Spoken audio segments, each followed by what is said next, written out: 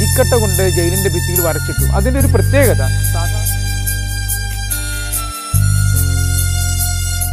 എൻ്റെ ചുറ്റുപാടുള്ള പ്രകൃതിയെ കണ്ടെത്തുന്നു, ഈശ്വരനെ കണ്ടെത്തുന്നു. ഈ പരസ്പരമുള്ള പാരസ്പര്യ സാപ്പ് എന്ന സ്റ്റുഡൻസ് ആർട്ട് ഫോർ പീസ് എന്ന മൂവ്മെൻറ്റ്, അതിലൂടെ കടന്നു വന്ന പല ശൂദ്രന് അക്ഷരം കേൾക്കുമ്പോൾ അവൻ്റെ ചെവിയിൽ ഈയമൊരുക്കി ഒഴിക്കണമെന്ന് കാലം.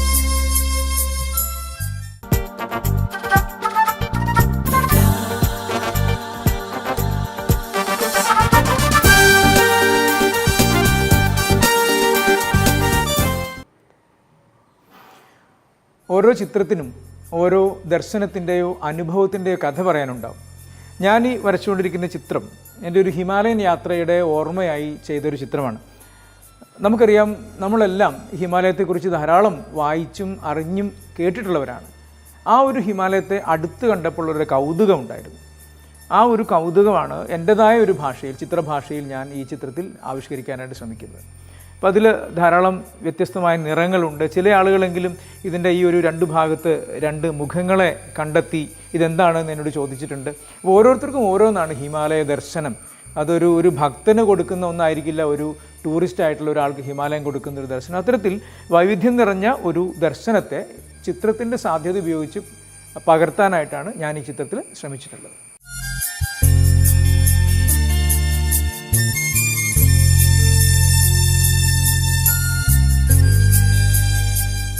ഞാൻ ഫാദർ സുനിൽ ജോസ്, CMI സന്യാസ സഭയിലെ അംഗമാണ്. കോഴിക്കോട് ദേവഗിരി സെൻറ്റ് ജോസഫ് കോളേജിലെ മലയാള വിഭാഗത്തിൽ വകുപ്പ് തലവനായി പ്രവർത്തിക്കുന്നു, അധ്യാപകനായി പഠിപ്പിക്കുന്നു. എൻ്റെ കുട്ടിക്കാലത്ത് തീർച്ചയായിട്ടും ചിത്രരചനയുമായിട്ട് ബന്ധപ്പെട്ട് തന്നെയാണ് ഓർക്കാൻ പറ്റുക. വളരെ ചെറുപ്പത്തിൽ തന്നെ ഞാൻ ചിത്രം വരയ്ക്കുമായിരുന്നു. ഒരു പക്ഷേ സ്കൂളിലൊക്കെ പോകുന്നതിന് മുമ്പ് തന്നെ ചിത്രം വരയ്ക്കുമായിരുന്നു. താമരപ്പൂക്കൾ കാണുന്നതിന് മുമ്പ് ഞാൻ താമരപ്പൂക്കൾ വരച്ചിട്ടുണ്ട്. ആനയെ, എൻ്റെ ജീവിയെ കാണുന്നതിന് മുമ്പ് ആനയെ വരച്ചിട്ടുണ്ട്. സ്കൂളിലൊക്കെ എത്തി ഒരു 3ാം ക്ലാസ്സിലൊക്കെ പഠിക്കുമ്പോൾ ഒരു ദിവസം സ്കൂളിലൊരു അധ്യാപിക പറഞ്ഞു, നമുക്ക് ഒരു മത്സരമുണ്ട്, ചിത്രരചന മത്സരം. അങ്ങനെ അതിൽ പങ്കെടുക്കുകയും സ്കൂളിൽ ആദ്യമായി ഞാൻ ചിത്രം വരയ്ക്കുന്നുണ്ടെന്ന് അറിയുകയും ചെയ്തു. അതൊരു വലിയ ചിത്രമൊന്നും ആയിരുന്നില്ല, എല്ലാ കുട്ടികളും വരയ്ക്കുന്നത് പോലെ വളരെ സാധാരണമായൊരു വരയായിരുന്നു. പക്ഷേ പിന്നീട് ആ സ്കൂളിൽ നിന്ന് ഉപജില്ലയിലേക്ക് പോവുകയും അവിടെ 1ാം സമ്മാനം കിട്ടുകയും ചെയ്തപ്പോഴാണ് ഒരു പക്ഷേ എന്നിൽ ഒരു ചിത്രകാരനുണ്ട് എന്ന് കൂട്ടുകാർ തിരിച്ചറിയുന്നത്. സ്കൂളിൽ പിന്നെ ഹൈസ്കൂളിലേക്ക് വന്നപ്പോൾ അവിടെയും മത്സരങ്ങൾ ഉണ്ടായിരുന്നു, സമ്മാനങ്ങൾ ധാരാളം കിട്ടി. ഒപ്പം വളരെ കൗതുകകരമായിട്ട് ഇന്ന് ഓർക്കാൻ പറ്റുന്നൊരു കാര്യം, പേരൻസ് തീർച്ചയായിട്ടും എന്നെ പ്രോത്സാഹിപ്പിച്ചിരുന്നു. അതുപോലെ തന്നെ ധാരാളം അധ്യാപകരും ചിത്രകലാധ്യാപകർ പ്രത്യേകിച്ചും പ്രോത്സാഹിപ്പിച്ചിട്ടുണ്ട്. കൂട്ടുകാർ ധാരാളം ചിത്രങ്ങൾ വരച്ചു കൊടുക്കണമെന്ന് പറഞ്ഞ് കൂടെ വരുമായിരുന്നു.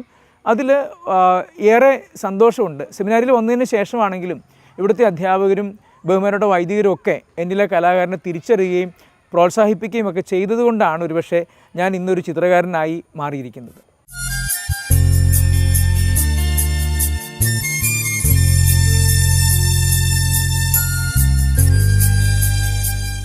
കലയെക്കുറിച്ചുള്ള എൻ്റെ വ്യക്തിപരമായൊരു ദർശനം ഇങ്ങനെയാണ്. നമ്മൾ ഏറ്റവും മനോഹരമായി പ്രകൃതിയിൽ നിന്നൊരു കാര്യം കണ്ടെടുത്ത് വരയ്ക്കുന്നു. ഇപ്പോൾ ഏറ്റവും മനോഹരമായ ക്യാമറയുള്ള കാലമാണ്. അപ്പോൾ ഈ ക്യാമറയിൽ ഏറ്റവും ഡീറ്റെയിൽ ആയിട്ട് കാര്യങ്ങൾ പോലും പിടിച്ചെടുക്കുന്ന ക്യാമറ ഉള്ളപ്പോൾ അതുപോലെ തന്നെ ഒരാൾ വരയ്ക്കുമ്പോൾ ഒരു പക്ഷേ ആളുകൾ അവരോട് പറയുന്നത് നന്നായിരിക്കുന്നു, ഇത് ഒറിജിനൽ പോലെ ഇരിക്കുന്നു, ഒറിജിനൽ റോസപ്പൂ ആയിരിക്കുന്നു എന്ന് പറയുന്നു. പക്ഷേ ഒരു ആർട്ടിസ്റ്റ് അതിന് മുമ്പിൽ ചെലവഴിക്കുന്ന ഏറെ ദീർഘമായ മണിക്കൂറുകൾക്ക് വലിയ അർത്ഥമൊന്നും കാണുന്നില്ല. അതുകൊണ്ട് തന്നെ കലയെക്കുറിച്ചുള്ള എൻ്റെ ദർശനം, കല പുതിയതായിട്ട് എന്തെങ്കിലും കൊടുക്കണം എന്നാണ്. ഉള്ളതുപോലെ അനുകരിക്കുകയല്ല, മറിച്ച് പുതിയതായിട്ട് എന്തെങ്കിലും ഉണ്ടാക്കിയെടുക്കണം. ആരും കാണാത്ത, ഒരുപക്ഷെ ഭാവന കൊണ്ട് മാത്രം നമുക്ക് ചെന്നെത്താവുന്ന ചില കാര്യങ്ങളെ കലയിലൂടെ ആവിഷ്കരിക്കാൻ വേണ്ടിയാണ്. ചിലപ്പോഴെങ്കിലും എൻ്റെ ചില ചിത്രങ്ങൾ സറിയലിസവുമായിട്ടൊക്കെ ബന്ധപ്പെട്ടിരിക്കുകയാണ്. അതൊരു സ്വപ്ന സമാനമായൊരു ഇടമാണ്. നമുക്ക് നേരിട്ട് കാണുന്ന ഒരിടമല്ല, ക്യാമറ കൊണ്ട് പിടിച്ചെടുക്കാൻ പറ്റുന്ന ഒന്നല്ല, മറിച്ച് ഭാവന കൊണ്ട് ആവിഷ്കരിക്കുന്നതാണ്. കലയുടെ ഒരു പ്രധാനപ്പെട്ട കാര്യം അത് ഒരു വ്യക്തി തന്നെ ആവിഷ്കരിക്കുന്ന ഒരു ആവിഷ്കാരമായിട്ടാണ്. മറ്റൊന്നുകൊണ്ടും നമുക്ക് പറയാനാവാത്ത ഒന്നിനെയാണ് ഒരു കലാകാരൻ തൻ്റെ ഒരു ബ്രഷ് കൊണ്ടും നിറങ്ങൾ കൊണ്ടും ഒരു ചിത്രമായി വരച്ചു വെച്ച് ആവിഷ്കരിക്കുന്നത്. ഈ ആവിഷ്കാരത്തിന് വലിയ പ്രാധാന്യമുണ്ടെന്ന് ഞാൻ കരുതുന്നുണ്ട്. പുതിയ ഏറ്റവും മോഡേണായ ക്യാമറയ്ക്കൊന്നും പിടിച്ചെടുക്കാനാവാത്ത ഒന്നാണ് ഈ വൈയക്തികമായ, വ്യക്തിപരമായ ഈ ആവിഷ്കാരം.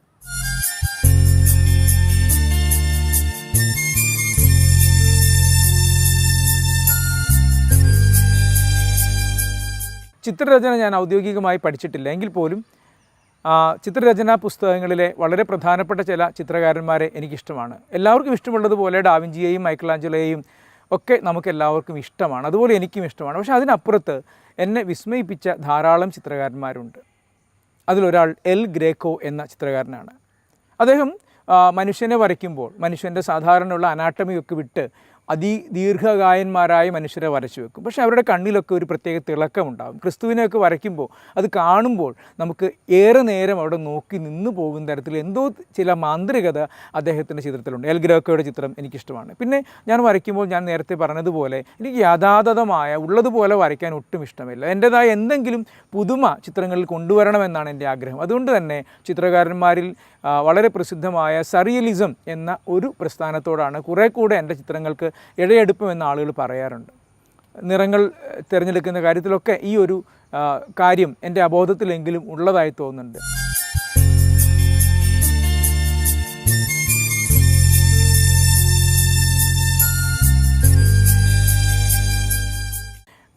Saint John of the cross എന്ന വളരെ പ്രസിദ്ധനായ ഒരു വിശുദ്ധനുണ്ട്. അദ്ദേഹം കുറച്ച് നാളൊരു ജയിലിൽ കിടക്കാനിടയായിട്ടുണ്ട്. അപ്പോൾ ജയിലിൽ കിടന്നുകൊണ്ടിരുന്നപ്പോൾ അദ്ദേഹം ക്രിസ്തുവിൻ്റെ ഒരു കുരിശ് രൂപം കരിക്കട്ട കൊണ്ട് ജയിലിൻ്റെ ഭിത്തിയിൽ വരച്ചിട്ടു. അതിൻ്റെ ഒരു പ്രത്യേകത സാധാരണ കാണുന്നത് പോലുള്ള കുരിശുരൂപമല്ല, മറിച്ച് അത് പിതാവായ ദൈവം താഴേക്ക് നോക്കി പുത്രനെ കാണുന്നത് പോലുള്ള ഒരു വിഷനാണ്. അതിനെ ബേസ് ചെയ്തുകൊണ്ട് സൽവാദോർ ദാലി എന്ന വളരെ പ്രസിദ്ധനായ ചിത്രകാരൻ വരച്ച ഒരു കുരിശുരൂപമുണ്ട്.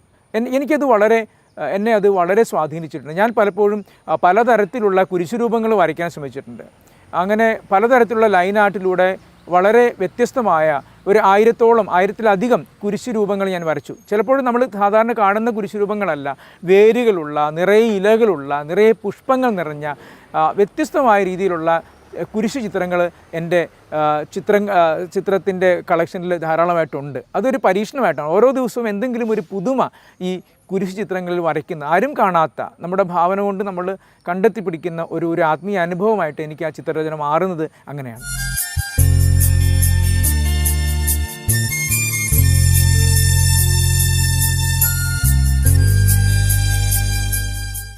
എൻ്റെ ചിത്രങ്ങളെക്കുറിച്ച് പല ആളുകളും എന്നോട് ചോദിക്കാറുണ്ട്.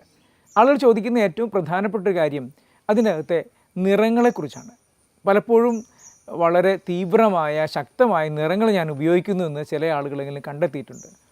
എനിക്കതിനെക്കുറിച്ച് പറയാനുള്ള ഒരു കാര്യം, അത് അബോധത്തിൽ സംഭവിക്കുന്ന ഒരു കാര്യമാണ്. പലപ്പോഴും ഈ നിറങ്ങളുടെ തിരഞ്ഞെടുപ്പ് ഞാൻ മനഃപൂർവ്വം ചെയ്യുന്ന ഒന്നല്ല. ഒരു പക്ഷേ ചിലപ്പോഴെങ്കിലും ഞാൻ ഒരു പലതരം നീലകളുണ്ട്, അതൊരു പലതരം പച്ചകളുണ്ട്, ഇതൊക്കെ അബോധമായി എൻ്റെ മനസ്സിലുണ്ട്. കാരണം നമുക്കറിയാം, പ്രകൃതിയിലേക്ക് നോക്കുമ്പോൾ കടലും ആകാശവും ഒക്കെ നീലയാണ്. നീലയുടെ എത്ര വൈവിധ്യം നിറഞ്ഞ നീലകൾ നമ്മൾ കാണുന്നുണ്ട്. അതുപോലെ പച്ചകൾ, ഒരു മരത്തിൻ്റെ ഇലകളിൽ തന്നെ എത്ര വൈവിധ്യം നിറഞ്ഞ പച്ചകളുണ്ട്. ആ പലതരം പച്ചകളും പലതരം നീലകളും ഒക്കെ ഈ പ്രകൃതിയുടെ, ജീവിതത്തിൻ്റെ, ശാന്തിയുടെ, സമാധാനത്തിൻ്റെ, ജൈവ കേന്ദ്രിതമായൊരു ജീവിതത്തെയൊക്കെ സൂചിപ്പിക്കുന്നുണ്ടെന്നാണ് എനിക്ക് പലപ്പോഴും തോന്നിയിട്ടുള്ളത്. അതുപോലെ തന്നെ നിറങ്ങൾക്ക് അതിനൊരു ആത്മീയതയുണ്ട്, നിറങ്ങൾക്ക് അതിൻ്റെ തന്നെ ഒരു മനഃശാസ്ത്രമുണ്ട്. അങ്ങനെ ഒരു ചിത്രകാരൻ അയാളുടെ അബോധത്തിൽ നിരന്തരം ഉപയോഗിക്കുന്ന നിറങ്ങൾ അയാളെക്കുറിച്ച് കുറേ കാര്യങ്ങൾ നമ്മളോട് പറയുന്നുണ്ടാവാം. ഇങ്ങനെ കുറച്ചധികം കാര്യങ്ങൾ നിറങ്ങളെക്കുറിച്ചുണ്ട്, എൻ്റെ ചിത്രങ്ങളിലുണ്ട് എന്ന് ഞാൻ വിചാരിക്കുകയാണ്.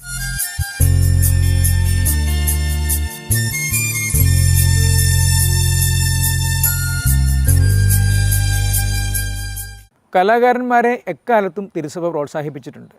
സിസ്റ്റൈൻ ചാപ്പലൊക്കെ അതിൻ്റെ ഏറ്റവും വലിയ ഉദാഹരണമാണ്. റോമിലെ വത്തിക്കാൻ മ്യൂസിയം ഒരു ദിവസം കൊണ്ടല്ല, ഒരാഴ്ച കൊണ്ട് നടന്ന് കാണാൻ മാത്രമുള്ള കലാ സൃഷ്ടികളുടെ വലിയ ശേഖരമാണ്. ഇങ്ങനെ ലോകത്തെല്ലായിടത്തും കലാകാരന്മാരുടെ വലിയ പ്രോത്സാഹനം നൽകി വളർത്തിയ ഒരു പാരമ്പര്യം സഭയ്ക്കുണ്ട്. നമുക്കറിയാം, ഇത്തരം ഒരു അവസ്ഥയിലാണ് അടുത്ത കാലത്ത് മാർപ്പാപ്പ എഴുതിയ ഒരു കത്തിൽ, കലാകാരന്മാർക്കുള്ള കത്തിൽ പറയുന്നു, നിങ്ങൾ തീർച്ചയായും ദൈവത്തിൻ്റെ സൃഷ്ടികർമ്മത്തിൽ പങ്കാളികളാവുകയാണ് ചെയ്യുന്നത് എന്ന്. ആ ഒരു നന്മയുള്ള വീക്ഷണം തീർച്ചയായിട്ടും കേരളീയ സമൂഹത്തിൽ ഏറ്റവും ഭംഗിയായി അവതരിപ്പിച്ച ഒരാളാണ് ചാവറ കുര്യാക്കോസ് ഏലിയാസ് അച്ഛൻ. 1805 കുട്ടനാട്ടിൽ ജനിച്ച് 1871 കൂനമ്മാവിൽ മരിച്ച് വെറും 65 വർഷം മാത്രം ജീവിച്ച ഒരു ജീവിതത്തിനിടയിൽ വിശുദ്ധ ചാവറ പിതാവ്, ചാവറ കുര്യാക്കോസ് ഏലിയാസ് എന്ന് വിളിപ്പേരുള്ള ചാവറയച്ചൻ കലയെയും മനുഷ്യനെയും ഏറെ സ്നേഹിച്ച വ്യക്തിയായിരുന്നു. ഈ അക്ഷരം മരിക്കില്ല എന്ന് പറഞ്ഞുകൊണ്ട് അദ്ദേഹം അക്ഷരത്തെ സ്നേഹിച്ചു. അക്കാലത്ത് അച്ചടി യന്ത്രം കണ്ടുപിടിച്ച് അതിനുവേണ്ടി ഒരു പ്രസ് മാന്നാനത്ത് നടപ്പിലാക്കി സംസ്കൃത സ്കൂള് സ്ഥാപിച്ച് അനേകരെ അക്ഷരങ്ങളിലേക്ക് നയിച്ചു. ശൂദ്രന് അക്ഷരം കേൾക്കുമ്പോൾ അവൻ്റെ ചെവിയിൽ ഈയമൊരുക്കി ഒഴിക്കണമെന്ന് കൽപ്പനയുണ്ടായിരുന്ന ഒരു കാലത്താണ് അദ്ദേഹം ഇക്കാര്യങ്ങളൊക്കെ ചെയ്തെന്ന് ഓർക്കണം. അങ്ങനെ മനുഷ്യന് വേണ്ടി എന്തെല്ലാം ചെയ്യാമോ, കണ്ണിൽ കണ്ട നന്മകളൊക്കെ ചെയ്യണം എന്നാഗ്രഹിച്ച ആ ചാവറയച്ചൻ ഒരു മികച്ച കലാകാരനായിരുന്നു. അദ്ദേഹം ഒരു നല്ല കവിയായിരുന്നു, എഴുത്തുകാരനായിരുന്നു, പണ്ഡിതനായിരുന്നു. അങ്ങനെ നമ്മുടെ കേരളീയ മുഖമായി, കലാകാരന്മാരുടെ കേരളീയ മുഖമായി ഒരുപക്ഷെ നമുക്ക് ചാവറയച്ചനെ പറയാൻ സാധിക്കും.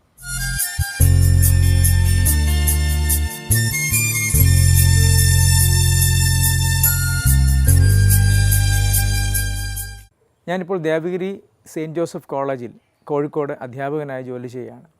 മറ്റ് പലയിടങ്ങളിലും ഞാൻ അധ്യാപകനായി ജോലി ചെയ്തിട്ടുണ്ട്. എൻ്റെ ഒരു അനുഭവം വെച്ച് ഒരുപക്ഷേ നമ്മുടെ കേരളത്തിൽ ഈ കലാജീവിതത്തിന് വലിയ പ്രാധാന്യമൊന്നും നമ്മുടെ ഒരു സാംസ്കാരിക അന്തരീക്ഷം കൊടുക്കുന്നില്ല. പ്രത്യേകിച്ച് നമ്മുടെ കുട്ടികൾക്ക്.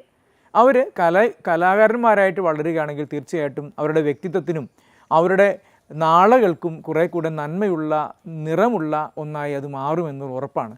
കാരണം പലപ്പോഴും ഈ കല ഈശ്വരദത്തമായ ഒന്നാണ്. അതിൻ്റെ വലിയൊരു സാധ്യതകൾ നമ്മൾ ഉപയോഗിക്കേണ്ടതുണ്ട്. അതുകൊണ്ടാണ് പലപ്പോഴും ഞാൻ കണ്ടുമുട്ടുന്ന കുട്ടികളെയൊക്കെ അവരുടെ കലാവാസനകളെ പ്രോത്സാഹിപ്പിക്കാനും വളർത്താനുമൊക്കെ ശ്രമിക്കുന്നതിൻ്റെ ഒരു പ്രധാനപ്പെട്ട ഉദ്ദേശം അതുതന്നെയാണ്. ഞാൻ നേരത്തെ സൂചിപ്പിച്ച കാർപ്പ് എന്ന ഞങ്ങളുടെ ആ ഒരു മൂവ്മെൻറ്റിൻ്റെ ഏറ്റവും പ്രധാനപ്പെട്ട ഒന്ന് തന്നെയാണ് സാപ്പ് എന്ന സ്റ്റുഡൻസ് ആർട്ട് ഫോർ പീസ് എന്ന മൂവ്മെൻറ്റ്. അതിലൂടെ കടന്നു വന്ന പല കുട്ടികളുടെയും വലിയ മാറ്റം, യഥാർത്ഥത്തിലുള്ള രൂപാന്തരീകരണം അവരുടെ ജീവിതത്തിൽ, സ്വഭാവത്തിലും അവരുടെ തന്നോട് തന്നെയുള്ള പെരുമാറ്റത്തിലും സമൂഹത്തെ മനസ്സിലാക്കുന്ന കാര്യത്തിലുമൊക്കെയുള്ള വലിയ മാറ്റങ്ങൾ ഞങ്ങൾക്ക് അത്ഭുതകരമായിട്ട് തോന്നിയിട്ടുണ്ട്. അതൊക്കെ ഈ കലയുടെ വലിയ മാജിക്കാണ്, ഈശ്വരൻ്റെ വലിയ സമ്മാനമാണ് എന്ന് കരുതാനാണ് എനിക്കിഷ്ടം.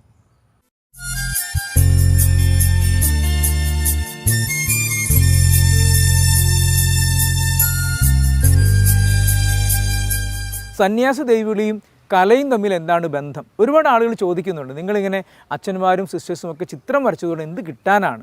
ഒരുപക്ഷെ അവരോട് എനിക്ക് പറയാനുള്ള ഒരു മറുപടി എൻ്റെ വ്യക്തിപരമായ ജീവിതത്തിൽ നിന്ന്, ഈ കലാജീവിതം ഒരുപക്ഷെ ഞാൻ നേരത്തെ സൂചിപ്പിച്ചതുപോലെയുള്ള ഒരു ആത്മാവിഷ്കാരമാണ്. സ്വയം ഞാൻ ആരാണ് എന്ന് ദൈവത്തിന് മുമ്പിൽ, മനുഷ്യന് മുമ്പിൽ ആവിഷ്കരിക്കുന്ന ഒരു രീതിയാണ് ആത്മീയത എന്ന് പറയുന്നത്. അതുകൊണ്ട് തന്നെ കലാജീവിതം ആത്മീയ ജീവിതവുമായി ഏറെ ബന്ധമുണ്ട്. ഒരുപക്ഷെ ഒരു നല്ല ചിത്രം വരയ്ക്കുന്നത് ഒരു മെഡിറ്റേഷൻ പോലെയാണ്. അതിലൂടെ ഞാൻ എന്നെ തന്നെ കണ്ടെത്തുന്നു, എൻ്റെ ചുറ്റുപാടുള്ള പ്രകൃതിയെ കണ്ടെത്തുന്നു, ഈശ്വരനെ കണ്ടെത്തുന്നു. ഈ പാരസ്പര്യത്തിൻ്റെ ബന്ധത്തെ ആവിഷ്കരിക്കാൻ ഒരാൾ ഹൃദയം കൊണ്ട് ആവിഷ്കരിക്കുമ്പോഴാണ്, ഒരുപക്ഷെ അയാൾ നിറം കൊണ്ടായിരിക്കാം, ഒരു പാട്ടുപാടിയായിരിക്കാം, നൃത്തം കൊണ്ടായിരിക്കാം, ഏതൊക്കെ കലാരൂപങ്ങളോട് ആവിഷ്കരിക്കുന്നു അവർ ഒരു പടി കൂടി ഈശ്വരനിലേക്ക് അടുക്കുന്നു എന്നാണ് എനിക്ക് തോന്നുന്നത്. സെൻറ്റ് അഗസ്റ്റിൻ്റെ വളരെ പ്രസിദ്ധമായൊരു വാചകമുണ്ടല്ലോ, പാട്ടുപാടുന്നവൻ 2 പ്രാവശ്യം പ്രാർത്ഥിക്കുന്നു എന്നുള്ളത്. അങ്ങനെ കലയ്ക്ക് വളരെ പ്രാധാന്യമുണ്ട് എന്നാണ് വർത്തമാനകാല ജീവിതത്തിൽ, പ്രത്യേകിച്ചും സന്യാസ പൗരോഹിത്യ ജീവിതത്തിൽ എനിക്ക് തോന്നിയിട്ടുള്ളത്.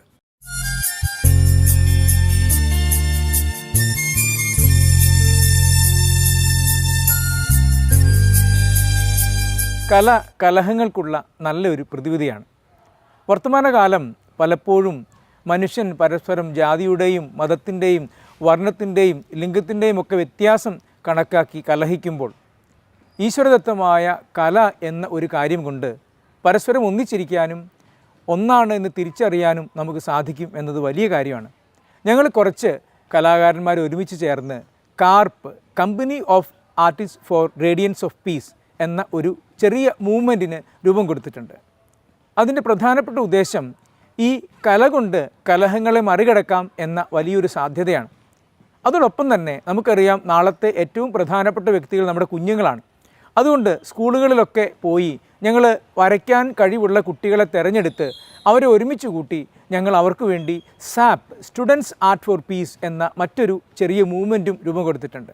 അതിലൂടെ ഈ കലയുടെ സാധ്യതകൾ മുതലെടുത്ത് മനസ്സിലാക്കി നാളത്തെ കുരുന്നുകൾ ഒരുമിക്കുന്ന, കല കൊണ്ട് ഒന്നിക്കുന്ന വലിയൊരു നാളെയാണ് ഞങ്ങളുടെ വലിയ സ്വപ്നം.